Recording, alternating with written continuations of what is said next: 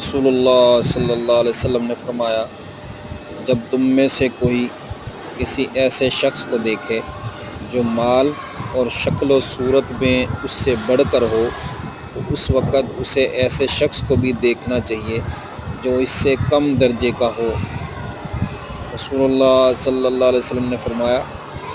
جب تم میں سے کوئی کسی ایسے شخص کو دیکھے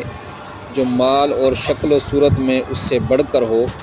تو اس وقت اسے ایسے شخص کو بھی دیکھنا چاہیے جو اس سے کم درجے کا ہو۔ رسول اللہ صلی اللہ علیہ وسلم نے فرمایا، جب تم میں سے کوئی کسی ایسے شخص کو دیکھے جو مال اور شکل و صورت میں اس سے بڑھ کر ہو، تو اس وقت اسے